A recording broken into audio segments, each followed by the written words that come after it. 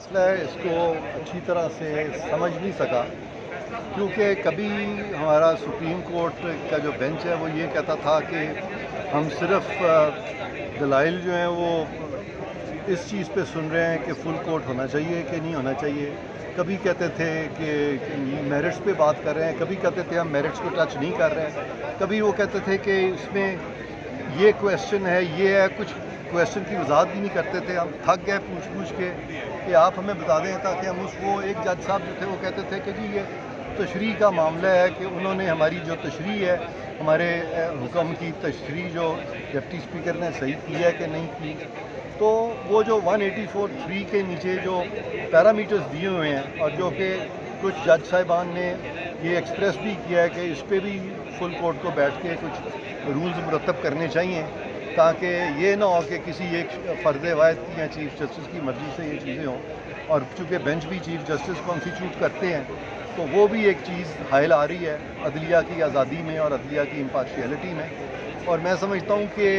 मैं बिल्कुल हरगिज़ ये नहीं कह रहा कि मौजूदा चीफ़ जस्टिस जो हैं वो कोई अदलिया के, जिससे कि लगे कि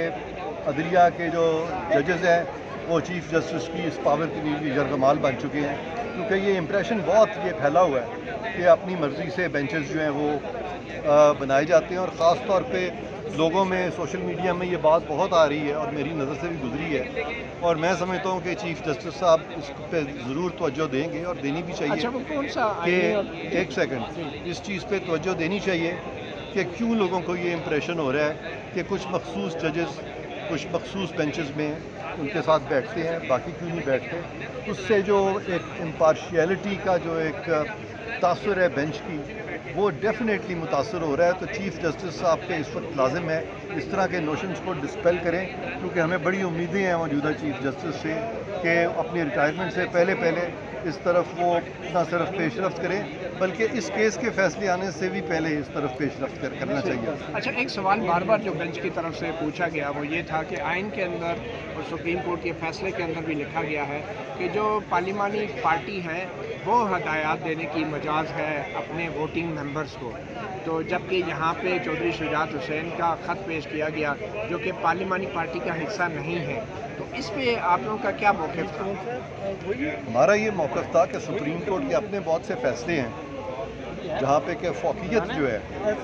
वो पार्टी हेड को और पॉलिटिकल पार्टी को दी गई है, न कि पार्लिमानी पार्टी को। और ये जो सुप्रीम कोर्ट का फ़ैसला है जिस पे स्पीकर साहब ने, डिप्टी स्पीकर साहब ने इंसार किया है, उसका भी जो पहले 2 पैराग्राफ्स हैं, सुप्रीम कोर्ट खुद कह रही है कि फ़ौक़ियत जो है आपने पॉलिटिकल पार्टी को देनी है, पार्लिमानी पार्टी को नहीं देनी। तो मैं हैरान हूँ कि जब वो कहते हैं और उनके अपने फ़ैसले में पैरा 1, पैरा 2 और पैरा 3 में बड़ा तज़ाद है, तो क्यों नहीं इन्होंने फुल कोर्ट कॉन्स्टिट्यूट किया। इसलिए आज का ये फ़ैसला कि फुल कोर्ट कॉन्स्टिट्यूट नहीं होगा, जबकि मुतफ़क्का ये एप्लीकेशन आई हमारी बार्स की तरफ से और मुख्तलिफ सिमत से बहुत सी एप्लीकेशन आई जो लोग इससे मुतासर हो रहे थे कि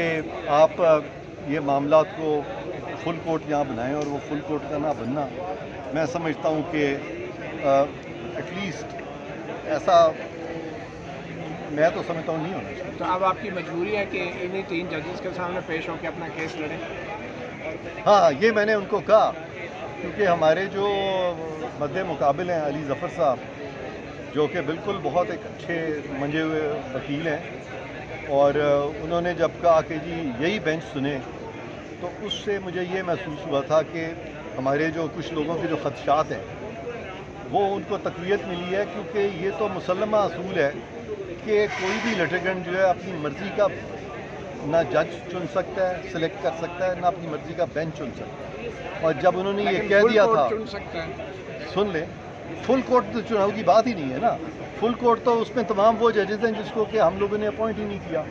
यहाँ पे तो वो जजेज़ हैं जिन पे एतराज़ उठाया जा रहा है, और वो जिन पे एतराज़ उठाया जा रहा है बजाय इसके कि वो फ़राख दिली से कहें कि जी अगर एतराज़ उठाया जा रहा है तो फ़र्क क्या पड़ता है, वो दूसरे सुन लें। लेकिन उनका चूँकि इन्सार था, और ये अंग्रेज़ी में कानून का मुसल्लमा असूल है कि no one can choose his own जज और बेंच, तो उस असूल की कम से कम पामाली और ख़िलाफ़ वर्जी जो है वो होते हुए नज़र आ रही है। अब आप पेश होंगे फिर इसी बेंच के सामने? अब मैं अपने जो क्लाइंट्स हैं उनसे इंस्ट्रक्शन सीख करूँगा अभी जाके اور انشاءاللہ پھر جو بھی مجھے انسٹرکشنز ملیں گی اور جو میں مناسب سمجھوں گا قانونی طور پر، پھر وہ ڈیسیژن میں لوں گا۔ ابھی انہوں نے اتنا وقت لگایا ایک فیصلہ کرتے ہوئے، تقریباً 2-3 دن سے سوچ رہے ہوں گے کیا فیصلہ کرنا ہے، تو مجھے کم از کم اس حد تک تو آپ موقع دیں کہ میں کوئی 1-2 گھنٹے تو غور کر لوں۔ لیکن آپ نے میرٹ پہ بحث کی ہے، کیونکہ جج صاحب نے ابھی حکم میں یہ پڑھ کے سنایا کہ آپ لوگوں نے میرٹ پہ بھی بات کی ہے اس تمام کارروائی کی جو ڈپٹی اسپیکر نے کی۔ میں نہیں سمجھتا کہ اس طرح سے وہ اس طریقے سے بحث ہوئی ہے جس طرح سے میں کیا کرتا ہوں، کیونکہ میرا یہ طریقہ ہے کہ میرے سامنے پلیڈنگز ہونی چاہیے۔ پہلے دن جب میں نے بحث کی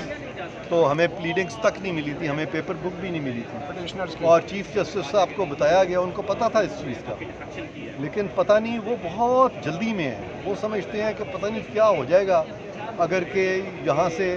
حکومت جو ہے وہ، حالانکہ خود انہوں نے کہا کہ جو اکثریتی جس نے ووٹ لے لیے ہیں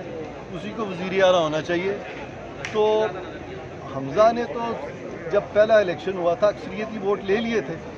تو بعد میں ان کا ایک فیصلہ آیا جو کہ بالکل صریحاً غلط اور آئین کے خلاف تھا،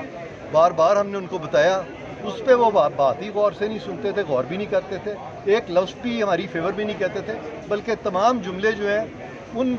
اس سمت میں کہہ رہے تھے جو کہ نہ کوئی قانون سے اس کا کوئی ایسا گہرا تعلق تھا، نہ کسی منطق سے تھا۔ تو اس ساری چیز کو دیکھ کے میں امید یہ کرتا تھا کہ ہمارا جو سپریم کورٹ ہے وہ زیادہ ادراک و فہم رکھے گا ان قانونی چیزوں کا، اور اس پہ زیادہ کنسنسس اورینٹڈ ڈیسیجن میکنگ ہوگی ایک لارجر کینوس پہ۔ وہ چونکہ نہیں ہو رہا تو فیصلہ بھی نہیں آیا اس کا ڈیٹیلڈ فیصلہ بھی ابھی نہیں آیا، ابھی تک ڈیٹیلڈ فیصلہ نہیں آیا۔ تو مجھے تو خیر ٹھیک ہے، میں تو اپنا لیگل پروفیشن سے تعلق رکھتا ہوں، لیکن اس کا تاثر قوم میں کوئی اتنا اچھا نہیں جائے گا۔ اور میں چونکہ میں نے کہا چیف صاحب کو یہ بات میں نے کی، میں نے کہا جی میرے لیے عدلیہ کا مقام اور عدلیہ کا امیج بہت امپورٹنٹ ہے، آپ نہیں امپورٹنٹ ہے، میں نہیں امپورٹنٹ، ہم تو چلے جائیں گے، انسٹیٹیوشن رہے گی۔ آج ہمیں انسٹیٹیوشن کے لیے وہ چیزیں کرنی ہیں کہ لوگ ہمیں یاد نہ رکھیں بلکہ لوگ انسٹیٹیوشن پہ انحصار کریں اور اعتبار کریں۔ وہ اعتبار جو کہ عدل جہانگیری میں جب سمجھا جاتا تھا اس کے تو قریب تک ہم اتنے 100 سال کے بعد بھی انفارچونیٹلی نہیں پہنچ سکے۔ یہ لمحہ فکریہ ہے پارلیمنٹ کے لیے بھی، وکلا کے لیے بھی، اور وکلا کی بار کاؤنسلز کے لیے بھی جنہوں نے یہاں پٹیشنز دائر کی تھی، اور ان کو بھی اتنا اس طرح سے نہیں، یعنی میننگ فل ہیئرنگ جو ہے وہ ابھی تک کسی کو نہیں دی گئی۔ ایک قسم کا ہر کوئی جو ہے وہ بس جلدی سوال ہوتا ہے، وہ اس کا جواب دیتے ہیں، بائی دا ٹائم وہ جواب دینے کی کوشش کرتے ہیں ایک اور سوال آ جاتا ہے، پھر ایک اور سوال آ جاتا ہے، اور پھر ساری چیزیں آپ چونکہ میڈیا سے تعلق ہے، اگر آپ کو وہ سارے سوال یہ ساری چیزیں سمجھ آ رہی تھیں کہ کس چیز پہ کون سے لیگل کویسچن پہ یہ 184(3) کا اطلاق کیا گیا ہے تو آپ ضرور ان کو بتائیں اپنے قارئین کو، اور یہ بالکل آپ بتائیں کہ عرفان قادر کی اس کی سمجھ ناقص ہے۔ لیکن آنیسٹلی اگر آپ سمجھتے ہیں کہ عرفان قادر کی سمجھ اتنی ناقص نہیں ہے تو پھر میں آپ سے توقع کروں گا کہ آپ ہماری قوم کو ضرور مطلع کریں کہ ہمارے جو عدالتیں ہیں ان کو منطق سے اور قانون پہ بھی زیادہ انحصار کرنا چاہیے۔ ہمارا پاس جیسے جاز الحسن پہ تو نہیں چلتا، ہمارا پاس تو آپ پہ ہی چلتا ہے۔ بہت شکریہ، بہت شکریہ، تھینک یو ویری مچ۔